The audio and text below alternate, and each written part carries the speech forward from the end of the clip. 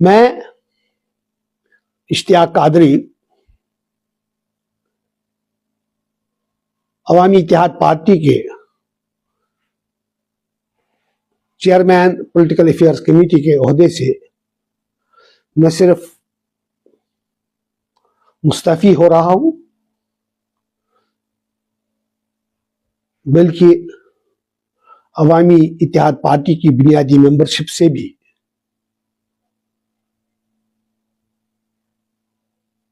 دستبرداری دے رہا ہوں۔ میں کسی بھی سیاسی پارٹی میں جانے کا ارادہ نہیں رکھتا ہوں اور میں انشاءاللہ جاؤں گا، کیونکہ یو ٹی اسمبلی کے الیکشن کے بعد پچھلے 1-1.5 سال سے میں زہر کے گھونٹ پی رہا ہوں، میرا دم گھٹتا جا رہا ہے کہ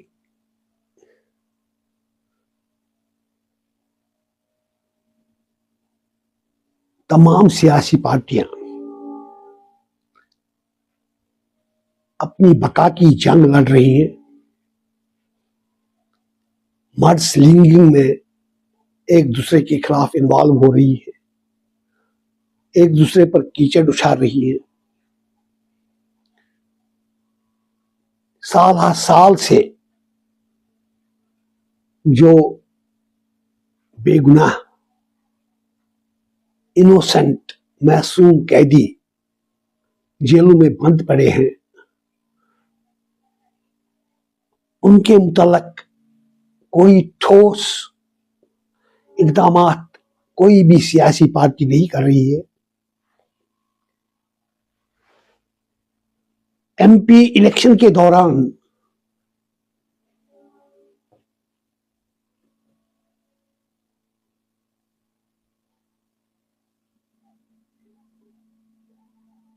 میں نے اور میرے کچھ ساتھیوں نے فیصلہ لیا، جب ہم نے یہ فیصلہ لیا کہ ہم اے آئی پی کے انکارپوریٹڈ سپریمو انجینئر رشید کو الیکشن میں فیلڈ کریں گے، تو ہم نے فیصلہ لیا تھا کہ صرف 1 پوائنٹ ایجنڈا ہمارا ہوگا کہ سیاسی قیدیوں کی رہائی، انوسنٹ سیاسی قیدیوں کی رہائی عمل میں لائی جائے، جس میں انجینئر رشید بھی ایک تھا۔ اللہ کا کرم ہے، اللہ کی عنایت ہے، کیونکہ بے شمار بچے، بے شمار نوجوان جو اب بوڑھے بھی ہو چکے ہوں گے، بغیر مقدمہ چلائے کہ جیلوں میں بند ہیں، ان کے والدین نے سوچا، ان کے عزیز و اقارب نے سوچا، ان کے ہمسایوں نے سوچا شاید یہ لوگ سچائی کا ایجنڈا لے کر میدان میں آئے ہیں۔ انہوں نے ہمیں بے شمار ووٹ دے کر 5 لاکھ ووٹوں سے انہوں نے ہماری پارٹی کو کامیابی دلائی، اور انجینئر صاحب رہا ہو کر آئے، انجینئر صاحب ممبر پارلیمنٹ بن گئے۔ لیکن صرف وہ ممبر پارلیمنٹ بن گئے، لیکن ہم کچھ نہیں کر سکے، ایک بھی سیاسی قیدی اس کے بعد ہم رہا نہیں کروا سکے۔ یہ صرف ہماری ہی بات نہیں تھی، نیشنل کانفرنس نے بھی وعدہ کیا، پی ڈی پی نے بھی وعدہ کیا، پولیٹیکل کانفرنس نے بھی وعدہ کیا، جتنی ساری پولیٹیکل پارٹیاں ہیں انہوں نے انوسنٹ قیدیوں کی رہائی کا بیڑا سر پر بیت میں اٹھایا، مگر آج تک کسی نے بھی اس کے متعلق کوئی بات نہیں کی۔ تمام سیاسی پارٹیاں اپنی بقا کی جنگ لڑ رہی ہیں، نوجوانوں کو اپنے جلسوں کی زینت بنا رہے ہیں، الیکشن ریلیوں میں ان کو استعمال کر رہے ہیں، لیکن ان کے روزگار، ان کے اقتصادی حالت کو سدھارنے کی طرف کوئی بھی پولیٹیکل پارٹی کوئی توجہ نہیں دے رہی ہے. یہ دیکھ کر میرا دم گھٹتا رہا. 1.5 سال میں یہی دیکھتا رہا. ہم بھی کچھ نہیں کر سکے, میں بھی کچھ نہیں کر سکا. صرف اپنی لیڈری چمکانے کے لیے ایک سٹیج پر تقریریں, وہ یہ, باقی ہم کوئی ٹھوس پروگرام نہیں دے.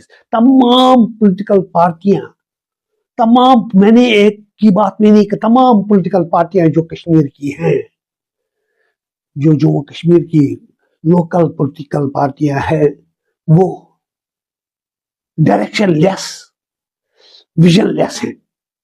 عوام خصوصاً نوجوان ہوپ لیس اور ہیلپ لیس ہے. عوام کو دھوکہ دینا آسان بات ہے. یہاں پر بھی میں اس ویڈیو پر بھی دھوکہ دے سکتا ہوں, لیکن شام کو میں کیسے سو سکتا ہوں, یہ بہت بڑی بات ہے. اتنے لوگوں کو دھوکہ دے کر میں کیسے سوتا ہوں, یہ سوچنے اور سمجھنے والی بات ہے. 1.5 سال سے میں سویا نہیں ہوں, میرے ساتھی گواہ ہے.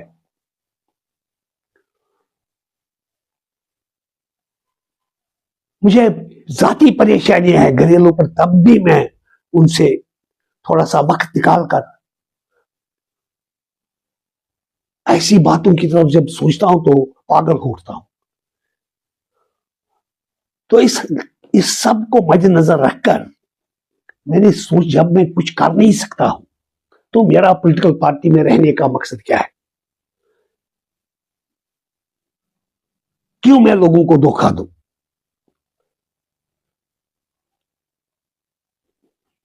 پچھلے 1.5 سال سے میں یہاں کا, ہمارے پاس بہت بڑا ذخیرہ ہے انٹلیکچوئلز کا.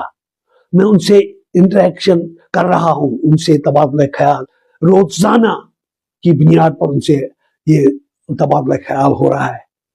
لیکن انٹلیکچوئلز آر آلویز, کہا جاتا ہے, میں نہیں کہتا ہوں, کہا جاتا ہے وہ بزدل ہوتے ہیں, اور میں نے ایکسپیرینس بھی کی. ہم کسی نتیجے پر نہیں پہنچتے ہیں, ابھی بھی ان کے ساتھ بات چیت جاری ہے, میرے ہم خیال لوگوں کے ساتھ بات چیت جاری ہے. ہم الیکشن میں حصہ نہیں لیں گے, ہمیں اقتدار نہیں چاہیے, ہمیں فنڈز نہیں چاہیے, ہمیں کچھ نہیں. کم از کم ہم اکٹھے ہو کر ان بچوں کے متعلق جو جیلوں میں بے گناہی کی پاداش میں بند ہے, ان کے متعلق کوئی ٹھوس لاہ عمل اختیار کرتے. ہم بھی ہندوستانی شہری ہیں, ہم سیکنڈ کلاس سٹیزن نہیں ہیں. کشمیر ہندوستان کا تاج ہے. اس تاج کی بہت زبردست بے حرمتی کی گئی ہے اور کی جا رہی ہے. اس کے لیے, اس تاج کی رونق کے لیے, اس تاج کی عزت افزائی کے لیے ہم کو کام کرنا تھا.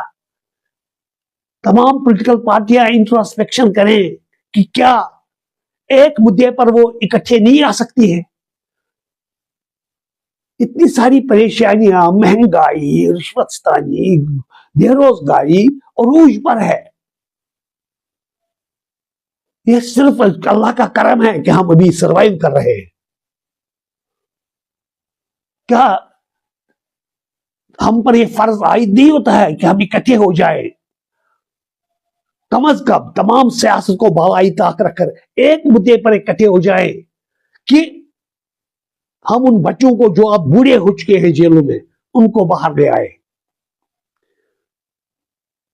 میں دامن پھیلاتا ہوں ہندوستان کو, ہندوستانی قیادت کو. میں نے دلی میں جنتر منتر پر دامن پھیلایا کہ چلو مجھے معافی دے دو, ہمیں معافی دے دو, مت کرو غریب بچوں کی قیمت پر سیاست. اتنا ہی نہیں بلکہ آپ نے پچھلے دنوں بھی دیکھ لیا کہ سمجھ نہیں آتا ہے, سمجھ سے بالاتر بات ہے کہ اونچے پڑھے لکھے لوگ, اعلیٰ تعلیم یافتہ لوگ کیسے گمراہ ہو سکتے ہیں. یہ کبھی ذہن کے کسی کونے میں یہ بات نہیں آتی ہے. تو انٹلیکچوئل طبقے کو, پولیٹیکل پارٹیوں کو اس طرف دھیان نہیں دینا ہے. کیا وہ اکٹھے نہیں آ سکتے اس سے ایک بات پر؟ ہمیں دور، ہمیں مت بلائیں، آپس میں ہی بات کریں.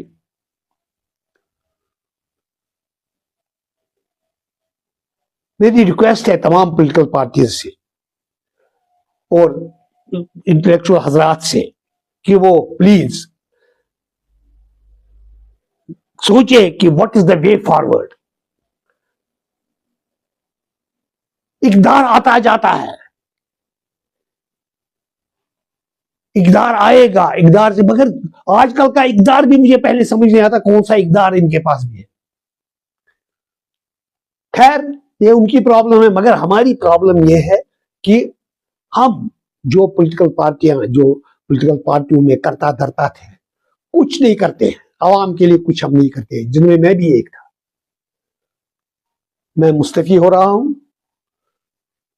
اپنے ہم خیال لوگ ان سے، جو میرے ساتھی ہیں ان سے میں مصروف ہوں، گفتگو میں مصروف، آپس یہ تبادلہ خیال ہم کر رہے ہیں، انٹریکشن ہم کر رہے ہیں. دیکھیں گے کیا ہوگا، کیا آئندہ کا خدا جانے. مگر آج سے مجھے کسی بھی پولیٹیکل پارٹی کے ساتھ منسلک نہ سمجھا جائے. میں دعا کرتا ہوں کہ اللہ تعالیٰ رشید صاحب کو اور جتنے سارے بے گناہ قیدی اندر ہیں ان کو اللہ تعالیٰ کی رحمت شامل ہو. جو ہماری قیادت ہے، مرکزی قیادت ہے، ان پر ان کے دلوں میں رحم پیدا ہو اور وہ رہا ہو جائے. ہمارے بے روزگار بچے جو ہیں ان کو روزگار کی سبیل پیدا ہو، غیب سے ان کے لیے روزگار کی سبیل پیدا ہو. پولیٹیکل پارٹیاں کچھ ان کے لیے نہیں کریں گی.